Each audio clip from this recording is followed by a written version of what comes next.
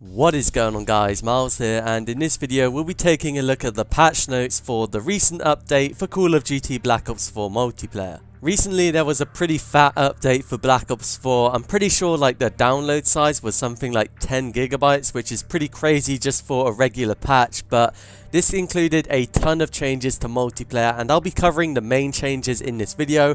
I'm not going to go through every single change because the video will drag out for so long, and I'm probably not going to share my opinion on a lot of these changes for that same reason, but let's jump straight into the video. Starting off with some new game modes which have been added. The first one we have is Gun Game, which you guys probably remember from a lot of older Call of Duties. It's a pretty popular game mode, but I'm not a huge fan of it myself, but I'm not going to complain seeing it added into the game. The next game mode we have is Mercenary Deathmatch Mosh Pit, which is basically TDM and kill confirmed, where you can only play this if you're in solo, which means there are no parties allowed in this game mode. And finally, the last new game mode is Chaos Domination, which is basically faster captures, but there are 150 points each round, so you win in this game mode when you hit 300 points rather than the original 200. Some adjustments have been made to Hardcore TDM as well as Hardcore Kill Confirmed, as the player count has been increased from 5v5 to 6v6, and now you're allowed a limit of 2 of the same specialists on each team. So they were the main changes made to game modes. Moving on to the weapons, there are a lot of changes here, so it might take a little while to go through all of them, but starting off with the assault rifles, they have made quite a few nerfs to these, as you now have slower movement speed whilst aim down sights with all assault rifles, and also they have reduced the ADS in transition speed, which is basically the time it takes for you to aim down sights when you're sprinting.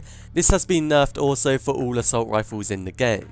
As for specific assault rifles, the ICR now has a reduced headshot damage and also a slight reduction to the reload speed. Unfortunately, we don't have exact numbers what have been changed, but we just have these kind of vague descriptions. As for the Vapor, this now has a reduced headshot damage at a close range, and also the damage range has been nerfed for this weapon, which I feel like is fair enough. I did feel like the ICR and the Vapor were pretty damn strong. One thing I forgot to mention actually for the Vapor assault rifle is that they reduced the effectiveness of high caliber, so now it's not possible to get a 3-shot headshot with this weapon. Moving on to submachine guns, starting off with the MX9, they have increased all the damage ranges for this weapon. However, they have nerfed the high caliber attachment by reducing the headshot multiplier, so now it is impossible to get a 4-shot kill with this weapon. As for the Cordite, they have extended all of the damage ranges, but they have nerfed the belt feed operator mod by increasing the rate at which the weapon overheats. For the GKS, they have nerfed the quad shot operator mod by increasing the time in between bursts. And finally,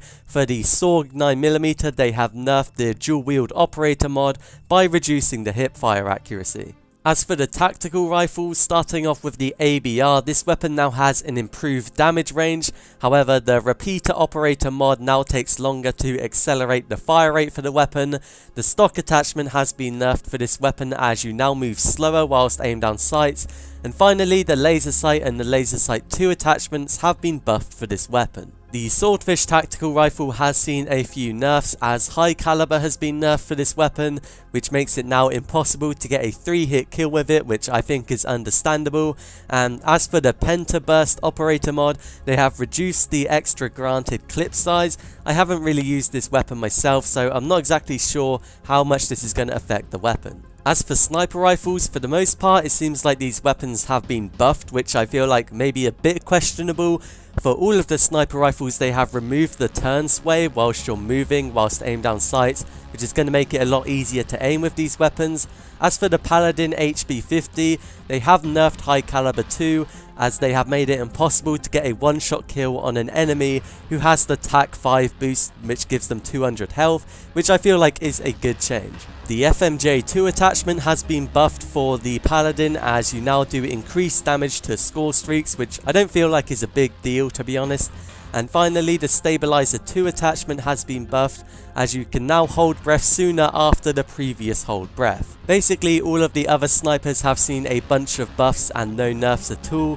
For example, the Outlaw's base damage has been improved from 110 to 130. They have reduced the idle sway for this weapon, they've increased the base movement speed, and they have increased the effectiveness of stock. For the SDM, they have increased the clip size from 10 to 12 bullets, and they have reduced the idle sway for this weapon. And finally, for the Koshka, they have improved the damage from 120 to 140, and they have also buffed the stock attachment for this weapon. For the light machine guns, basically all of these have just seen nerfs. Starting off with the Titan, this now has reduced headshot damage, as well as reduced hipfire accuracy and reduced effectiveness with the stock attachment. I did feel like this weapon was pretty overpowered, so I'm not too surprised to see it nerfed. As for the VKM 750, they have reduced the movement speed whilst firing with this weapon. They have also reduced the base damage of this weapon, and for the Fat Barrel Operator mod, they have reduced the bullet tracer size. And finally, for the Hades LMG, for the Crossbar Operator mod, they have reduced movement speed and accuracy, and also for Steady Grip, they have improved the recoil mitigation.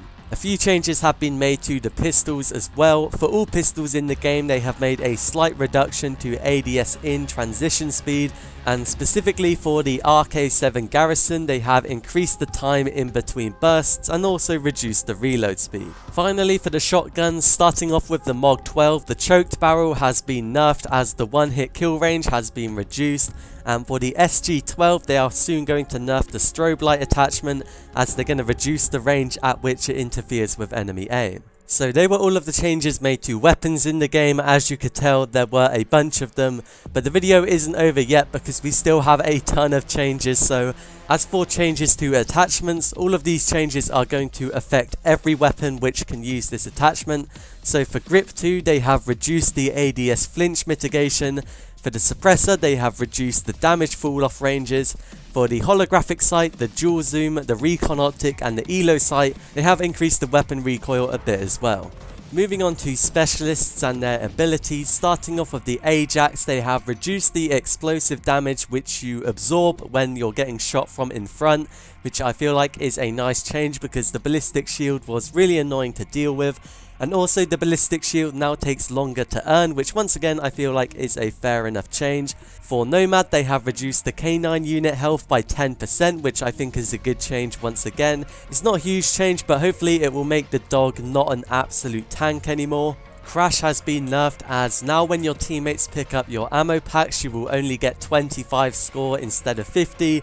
I was a Crash main, so I was sad to see this change, but I do think it's balanced, because I did feel like Crash was a little bit overpowered, to be honest. As for the Firebreak, they have increased the Purifier flame damage, which means you will now get a guaranteed kill unless the guy you're shooting at has the Tactical Mask perk equipped. For Recon, they have reduced the sensor dart duration, and for Torque, they have increased the earn rate for the barricade and increased the hit points for the barricade as well. Not sure if this change was that necessary, to be honest, but we'll have to wait and see how it plays out in game. For the Prophet Specialist, they have increased the Tempest projectile speed and also increased the chain distance, which I think is a good change because I felt like this specialist was pretty dead and his ability was pretty garbage. As for the different gear, they have nerfed the stim shot as it now takes an increased time to heal. For the armor, they have resolved a bug where you were taking less damage than you should have, so an indirect nerf to the armor right there. And finally, for the acoustic sensor, they have reduced the range at which sprinting enemies are detected. The only perk which has been changed is Dead Silence, as you are now quieter whilst you're moving. And finally, for score streaks, starting off with the Mantis, they have resolved a bug where the Mantis would kill itself if it went outside of the map, which I'm pretty happy to see. And Treyarch have also buffed the dart as they have increased the explosion radius and damage, and now you can use a second dart when earning 2 dart score streaks. And the final change in today's patch is for the strike team, as they prevent it from now earning towards your kill streak. So basically, before this patch you could get a nuclear by help with your strike team, but now that is not the case. But there we have it, they are the significant changes for the recent update for Call of Duty Black Ops 4 multiplayer. Overall, there were a ton of changes, and I think it is going to affect the game quite a bit, but we'll have to wait and see as the days goes on whether this change is good or bad. Let me know what you think of this patch down in the comments below, and if you found the video useful, remember to leave a like and subscribe to the channel for more Black Ops 4, but I'll see you guys in another video.